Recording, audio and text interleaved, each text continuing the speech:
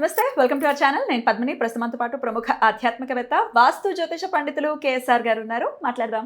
నమస్తే సార్. నమస్తే అమ్మా. సార్, అస్ట్రాలజీలో రకరకాల కోణాలు ఉంటాయి, రకరకాల ఆస్పెక్ట్స్ ఉంటాయి కదా సార్.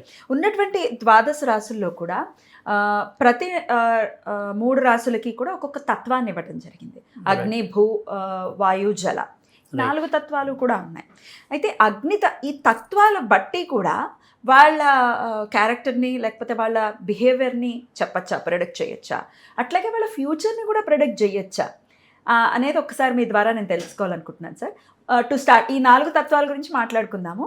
అగ్నితత్వపు రాసులు ఏవి, వాళ్ళు ఎలా ఉంటారు, ఏ విషయాల్లో జాగ్రత్తలు తీసుకోవాలి, ఇవన్నీ ఒక్కసారి మీ ద్వారా సార్. తప్పకుండా. అంటే ప్రతిదీ కూడా మనకి బోలంత సముద్రం మనం జ్యోతిషం అర్థం చేసుకోవటము అంటే కనుక, అంటే ఇలా తత్వాలు ఎలాగైతే ఇచ్చారో మళ్ళీ వాటికి దిక్కులు కూడా మనకి అలానే ఇవ్వటం అనేది జరిగింది. సో ఇలా ప్రతిదీ బోలంత సిలబస్ అనేది మనకు ఉంది. దాన్ని అన్వయించుకునే విధానంలో అంటే ఒక అగ్నితత్వం బట్టి కంప్లీట్ ఫ్యూచర్ అనేది మనం నిర్ణయించలేము. బిహేవియర్ అయితే తెలుసు కదా. అంటే ఇప్పుడు సంపాదన, ఇప్పుడు వీళ్ళు అగ్ని తత్వంలో ఉన్నవాడు ఎలా ఉంటాడు అనేది అర్థమైనప్పుడు వాడు వచ్చిన మనీని ఏ రకంగా యూజ్ చేసుకుంటాడు, లేదా వాడికి వచ్చిన అవకాశాన్ని ఏ విధంగా యూజ్ చేసుకుంటాడు. సో ఇప్పుడు ఆల్రెడీ ఈ తత్వంలో పుట్టి వాళ్ళలో ఉండే లోపాలు ఉన్నాయి ఉదాహరణకి. అవే లోపాలకి అనుగుణంగా నెక్స్ట్ వచ్చే దశ ఉంది, దానికి సపోర్ట్ చేస్తుంది అనుకుందాం. ఏ కుజదశ ఉంది, ఏ సూర్య దశ ఉంది, అంటే వాళ్ళకు ఉపయోగపడిన దశ ఉంది, ఉపయోగపడని దశ. అచ్చా, ఓకే. ఆ ఉపయోగపడిన దశ వచ్చినప్పుడు వీళ్ళ ఏవైతే బలహీనతలు ఉన్నాయో వాటి వల్ల ఉపయోగపడే దశకి అది ఇంకొద్దిగా సపోర్ట్ అవుతుంది. ఓకే. సో అందుకని మనం వీడు 10 రూపాయలే ఇక్కడ నష్టపోతాడా, 100 రూపాయలు నష్టపోతాడా అనేది క్యాలిక్యులేట్ చేయొచ్చు వీళ్ళకున్న గుణం బట్టి. సో సహజసిద్ధంగా ఇప్పుడు ఏమంటాం, అగ్నితత్వం వాళ్ళు డబ్బు ఆపుకోవటం అనేది కష్టం ఉంటుంది. కష్టమా? నిలవదు. సో ఎంత వచ్చినా ఏదో దానికి తొందరపడుతూ ఖర్చు పెట్టేసుకోవటం అనేది ఉంటుంది. సో బేసిక్ అసలు అగ్నితత్వానికి సంబంధించిన రాసులేవు ఏవి కదా, మనం అనేస్తే వాళ్ళకి అర్థం కాదు కదా. సో అందుకని ఇక్కడ మొదటి రాశి ఏదైతే ఉందో మేష రాశి. సో మేష రాశి అగ్నితత్వానికి సంబంధించింది. తర్వాత వచ్చేప్పటికి సింహరాశి, అది అగ్నితత్వానికి సంబంధించింది. తర్వాత ధనుర్రాశి, ఇది అగ్నితత్వానికి సంబంధించింది. అయితే ఇక్కడ మళ్ళీ మీకు చూడండి, మేషరాశి అనేది చరరాశి. సో సింహరాశి అనేది స్థిర రాశి. మరి ధనుర్రాశి అనేది విశ్వభావ రాశి. భలే కాంబినేషన్. అంటే ఎంత లాజికల్గా నిర్మించారు అనేది మన ఋషులు అనేది అర్థమవుతుంది. సో అంటే మేష రాశి అనేది ఏమన్నాం, చరమన్నాం. సో వెళ్ళిపోతూ ఉంటుంది డబ్బు అంతసేపు, అది అగ్నితత్వం కదా.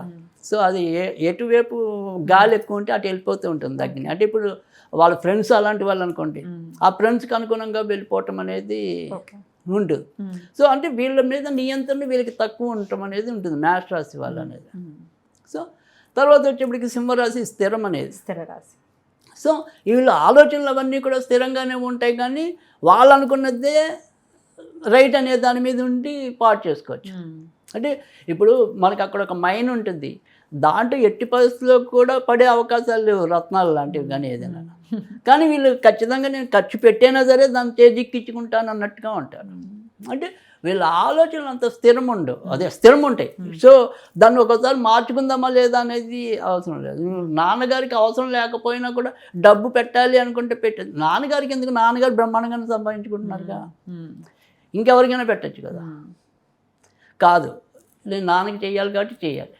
సో అంటే వీళ్ళ స్థిరం అలా ఉంటుంది, దేని మీద స్థిరమో అదే ఉంటుంది.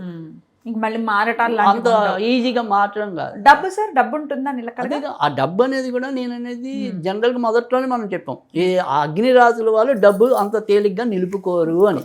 ఓకే. కానీ నిలుపుకోకపోవటం అనేది మేష రాశి వాళ్ళు వేరే వాళ్ళ బలహీనత, వేరే వాళ్ళ యొక్క మోజులో పాటు చేసుకోవచ్చు. ఇక్కడ సింహరాశి వాళ్ళు వాళ్ళకు అనుకున్న ఏవైతే ప్రిన్సిపల్స్ ఉన్నాయో, వాళ్ళు దేని మీద స్థిరమై ఉన్నారో దానికోసం పాటు చేసుకోవటం అనేది సింహరాశికి ఉంది. అదే ధనుర్రాశి దిశభావం అంటే కాసేపు మంచికి ఖర్చు పెడతారు, కాసేపు చెడుకి ఖర్చు పెడతారు. అంటే ఉన్నట్టుండి ఒక ఏమంటాం కాలేజీ చదువుదాకా ఏవో రకమైన వ్యసనాల కోసం ఖర్చు పెట్టచ్చు. అదే మళ్ళీ పార్టీకి వచ్చేప్పటికి దేవుడి మీద ఖర్చు పెట్టచ్చు. సో ఇక్కడ వేరుంది, అక్కడ వేరుంది. అలా దిశభావం. దేనికి ఒకసారి బంధువుల కోసం ఖర్చు పెట్టచ్చు, ఇంకోసారి అసలు బంధువులు ఒక పైసా కూడా పెట్టకపోవచ్చు. అలా కూడా ఉంటారు.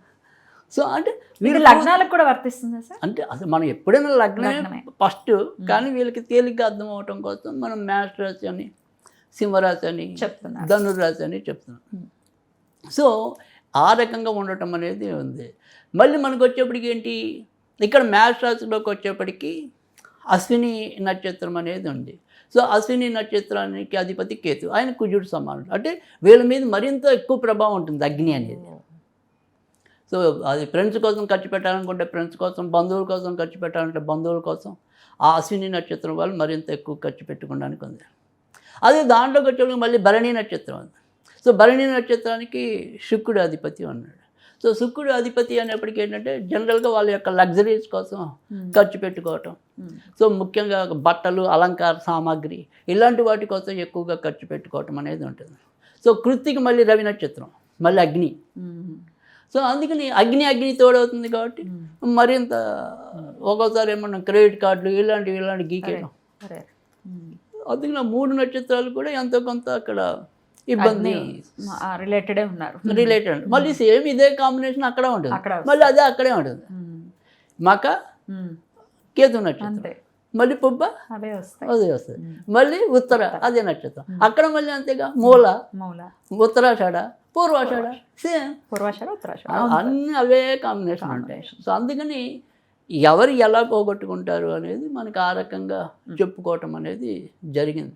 సో అందుకని ఇక్కడ ఏంటంటే మనం చేయాల్సింది ఏంటంటే కనుక అట్లా పోగొట్టుకోకూడదు, అదే నేను చేయాలి. సో అందుకని ఖచ్చితంగా ఎప్పుడైనా సరే మనకున్న సిలబస్ ప్రకారం ఎప్పుడైనా సరే ఖచ్చితంగా అశ్విని, మఖ, మూల నక్షత్రాల వాళ్ళు గణపతిని ఆరాధించాలి. అది కూడా లక్ష్మీ గణపతిని ఆరాధించినట్టయితే కనుక చాలా చక్కటి మంచి ఫలితాలు రావటం అనేది ఉంటుంది. తర్వాత వచ్చేప్పటికి భరణి, పుబ్బ, పూర్వాషాఢ నక్షత్రాల వాళ్ళు ఖచ్చితంగా లక్ష్మీదేవిని పూజించడం వల్లే మంచి జరగటం అనేది ఉంటుంది.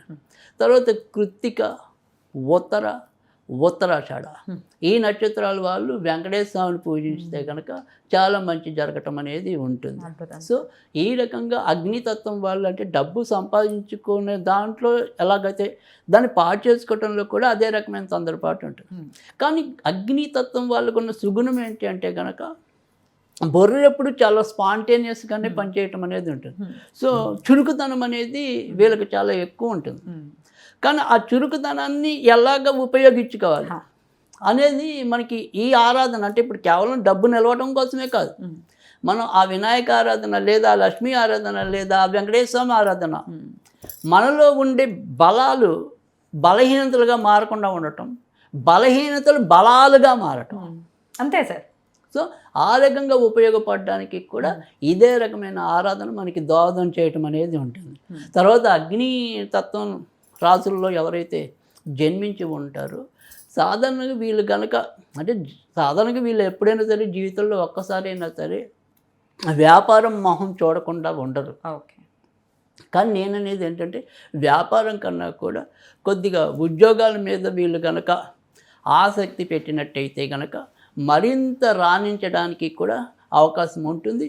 తర్వాత ప్రభుత్వ రంగమైన ఉద్యోగాలకి వెళ్ళాలి అని కోరుకున్న వాళ్ళకి ఈ అగ్నితత్వం వాళ్ళు కూడా బాగా సూట్ అవుతారు. సో కనుక ఆ రకమైన దృక్పథం ఉన్న వాళ్ళు కూడా ప్రయత్నించుకోవచ్చు ఈ రాశుల్లో పుట్టిన వాళ్ళు. బ్యూటిఫుల్ సార్, చాలా అద్భుతంగా తెలియజేశారు. మీలో అగ్ని ఉంది, దాంతో దీపం వెలిగించుకుంటారా, వంటిని కలుచుకుంటారా? రైట్, చాలా బాగా మీ చేతిలోనండి. ఈ ఆరాధనలు చేసుకుంటే కంట్రోల్ అనేది వస్తున్నారు, చక్కగా చేసుకోండి. నెక్స్ట్ వీడియోలో భూతత్వపు రాశులు ఏమిటి, వాళ్ళ బిహేవియర్ ఎలా ఉంటుంది, ఏ విషయాల్లో జాగ్రత్తలు తీసుకోవాలి, ఇవన్నీ నెక్స్ట్ వీడియోలో తెలుసుకుందాం. Thank you so very much sir. నమస్తే.